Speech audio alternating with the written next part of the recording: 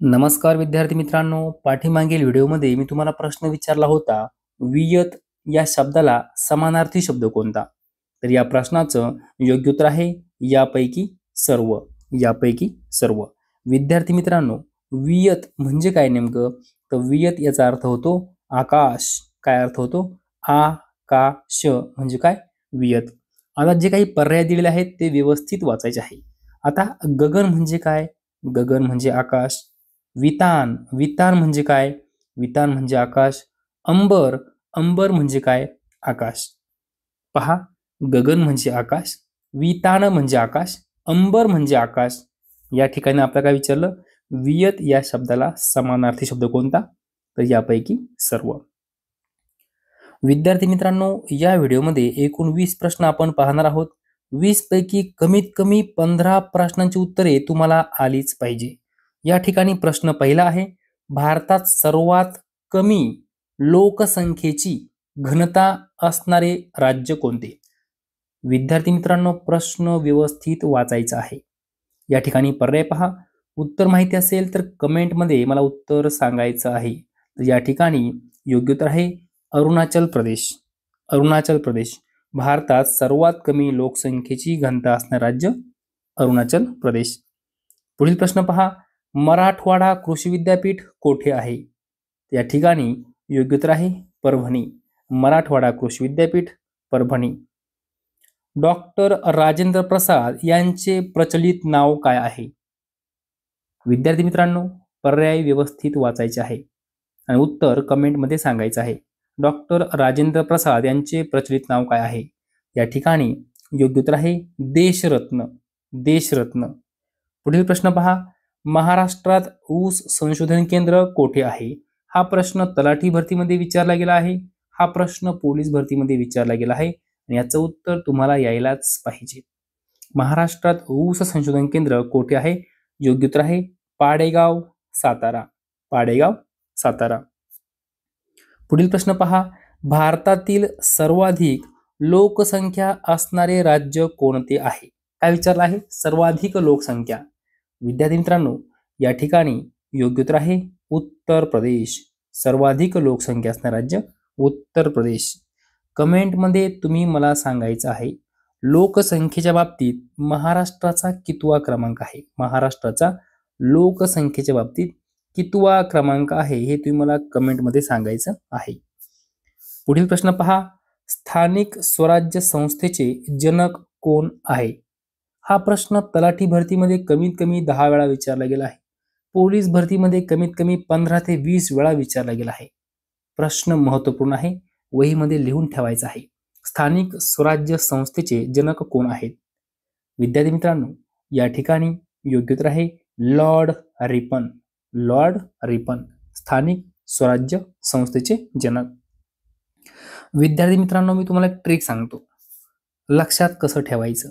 पहा, या ठिकाणी कॉर्नवॉलिस आहे, या ठिकाणी लॉर्ड कॅनिंग आहे, या ठिकाणी पंडित नेहरू आहे. या तिघांचंही काही ना काही काम आहे. मग आपण अशा वेळेस कन्फ्यूज होतो.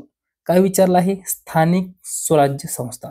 हा जो शब्द आहे ना मित्रांनो, स्थानिक, आपण असं लिहितो की नाही? इथं र आहे बघा अर्धा, इथं स आहे अर्धा, अर्धा स. पण हा कसा आहे? र सारखा आहे की नाही? र सारखा, असा र सारखा आहे की नाही? मग र र र वरनं री प न असं लक्षात ठेवायचं आहे. ओके, थोड्याफार काहीतरी ट्रिका लावायच्या आणि त्यावरून सुद्धा लक्षात ठेवायचं आहे. कारण मित्रांनो, जे काही पर्याय दिलेले असतात ते पर्याय थोडेसे कन्फ्यूज असतात. कारण या ठिकाणी 2 नंबर पर्याय आहे कॉर्नवॉलिस. कॉर्नवॉलिसने पण काहीतरी काम केलेलं आहे. कॅनिंगने पण काहीतरी काम केलेलं आहे आणि पंडित नेहरू यांनी सुद्धा काहीतरी काम केलेलं आहे. पर्याय आले की आपण कन्फ्यूज होतो. म्हणून ट्रिक काय लावायची? स्थानिक स्वराज्य संस्थाजनक. स्थानिक, स्थानिक हा जो र दिसतो, र सारखा स दिसतो की नाही, तो रशी कम्पेअर करायचा आणि रिपन असं लक्षात ठेवायचं आहे. पुढील प्रश्न पहा. महात्मा फुले कृषी विद्यापीठ कोठे आहे?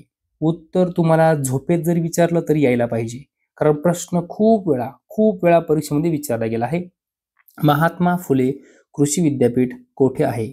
योग्य उत्तर आहे राहुरी. राहुरी, अहिल्यानगरमध्ये. ओके, पुढील प्रश्न पहा. रवींद्रनाथ टागोर यांचे प्रचलित नाव कोणते? रवींद्रनाथ टागोर यांचे प्रचलित नाव कोणते? पर्याय पहा, विश्वकवी, लोकनायक, जननायक, देशरत्न. विद्यार्थी मित्रांनो, आत्ताच आपण एक प्रश्न पाहिला. देशरत्न या टोपण नावाने कोणाला ओळखतात? तर doctor Rajendra Prasad. Okay, doctor Rajendra Prasad. म्हणजे हा पर्याय आपला कायला कट झाला. उरले काय? 3 पर्याय. ओके, या ठिकाणी जो काही पहिला पर्याय आहे मित्रांनो, विश्वकवी. विश्वकवी हे आपलं उत्तर आहे. लक्षात ठेवायचं आहे. रवींद्रनाथ टागोर यांचे प्रचलित नाव कोणते? विश्वकवी. विश्वकवी. पुढील प्रश्न पहा, महाराष्ट्रात पाणी व जमीन व्यवस्थापन संस्था कोठे आहे? या ठिकाणी योग्य उत्तर आहे छत्रपती संभाजीनगर. छत्रपती संभाजीनगर.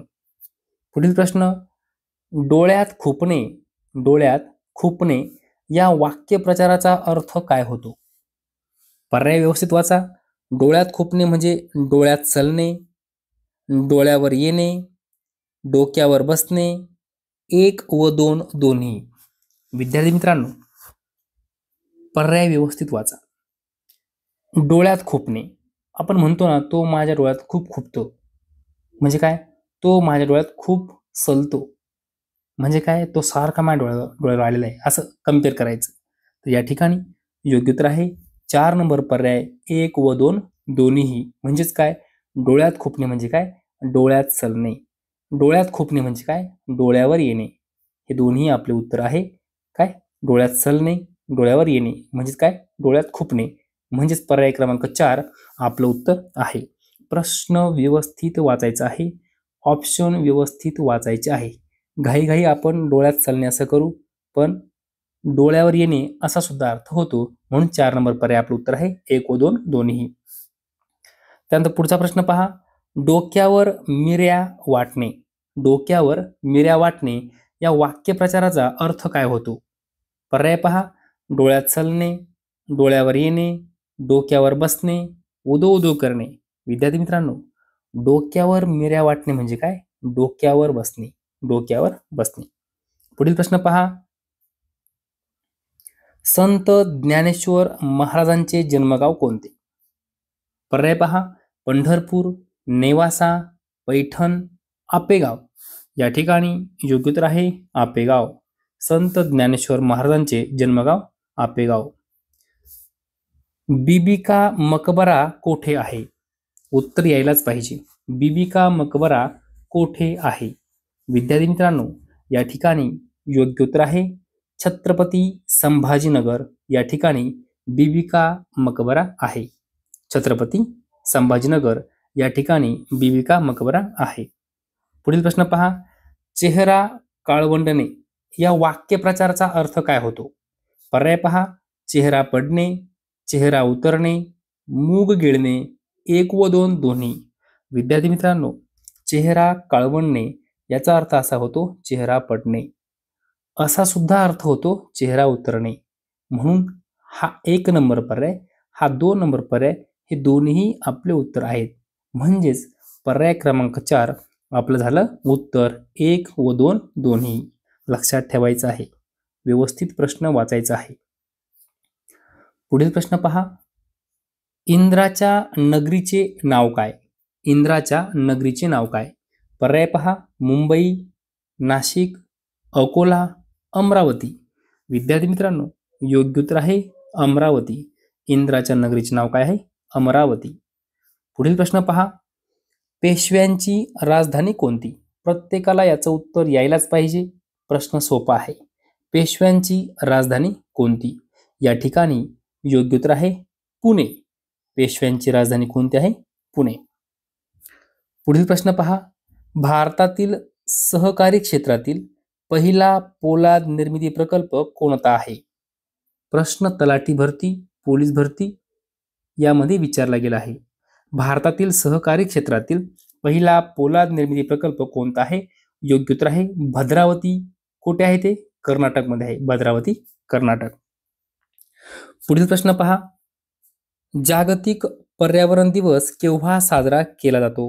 योग्य उत्तर आहे 5 जून. 5 जून. पुढचा प्रश्न, राज्याचे धनविधेयक प्रथम कोठे मांडले जाते? विद्यार्थी मित्रांनो, पर्याय व्यवस्थित वाचा आणि उत्तर कमेंटमध्ये सांगा.